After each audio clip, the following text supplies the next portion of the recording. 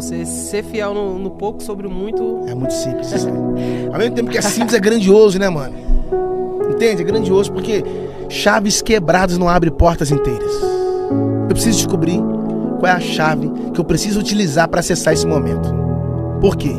Vai ter hora que eu vou ter que fechar as portas para algumas pessoas e vai ter hora que eu vou ter que abrir a porta para algumas pessoas. O problema é quando a porta está aberta para todo mundo. Porque se a porta está aberta para todo mundo e eu não tenho discernimento, eu posso estar colocando dentro quem era para estar fora.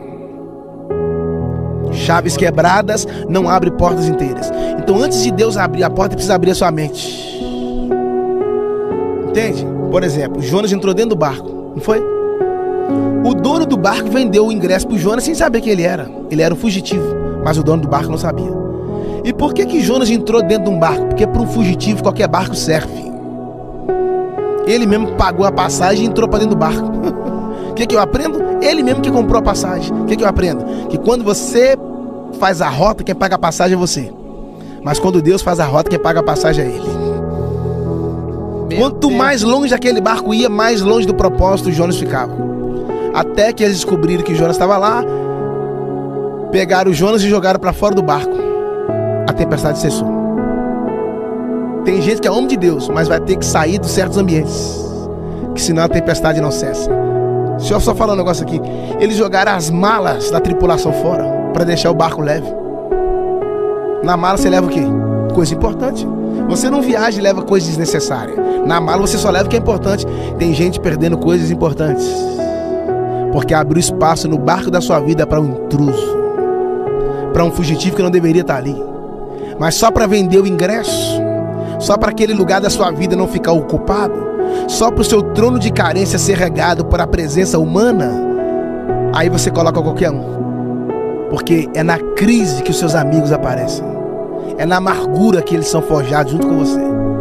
Entende? Os meninos foram lançados na fornalha juntos. Não foi só um, foram os três, porque eles estavam juntos. Se você for, eu também vou. Porque amigo é assim, é fiel até na fornalha. Quem não está disposto a entrar na fornalha com você, irmão, não é amigo, é colega ou está próximo. E quando você honra a Deus fora da fornalha, Deus te honra dentro da fornalha. É como aquele ditado que a gente ouve, né? A árvore só deu uma chacoalhada para cair os frutos. Boa. Na verdade o barco está sacudindo só para ver quem é fiel e quem não é. Quem pular fora. Agora, se nós pegássemos alguns personagens bíblicos que são referências para você, se a gente começasse falando de Davi, o que mais te impressiona em Davi? É que Deus tirou o rei do trono e levou para o pasto, e tirou o menino do pasto e levou para o trono. Porque quando você aguarda a hora de Deus, não importa onde você está, e se é onde Deus pode te colocar.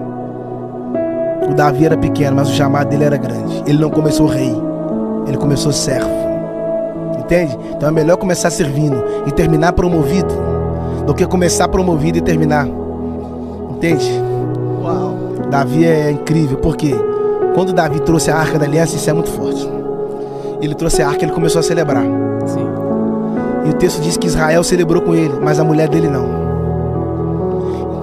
Uau. Então vai ter gente que vai estar na mesma aliança, mas não vai estar na mesma celebração, cara. E é na sua celebração que você vai ver a vibe de muita gente. O coração das pessoas se revelam quando elas não comemoram o que você está comemorando. Ela da janela olhou e começou a xingar ele, a reclamar dele. Sabe por que ela reclamou? Porque ela estava em lugares altos. Mas quando Davi entrou para dentro de casa, ela começou a falar com ele. Deus feriu Mical, ela se tornou estéril. Resumindo, nunca taque pedra no ministério frutífero. Você pode terminar estéril. Meu Deus. Ela ficou estéril porque tacou pedra no ministério frutífero. Não, para. Então, para que eu quero descer. Então Davi ele mata o urso e leão, mas depois mata o gigante. O urso e leão, as guerras privadas. E o Golias é as guerras públicas. Ninguém vai para as guerras públicas, ou é melhor não ir para as guerras públicas sem antes passar pelas guerras privadas. É nas guerras privadas que você perde o medo. É nas guerras privadas que você conhece o seu potencial. Então o urso preparou Davi para o leão preparou Davi para Golias preparou Davi para Saul, e Saul preparou Davi para o trono. Volta porque você disse processos. É isso aí. Prepara para propósitos. E sabe qual é o problema? Quando Davi recebeu a unção que ele foi se tornar rei, Saul começou a perseguir ele.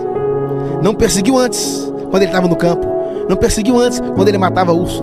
Mas quando Davi estava indo para o trono, Saul começou a perseguir. Porque o problema não é quando você nasce. O problema é quando você cresce. Quando você está começando, você não incomoda ninguém. Mas quando você cresce,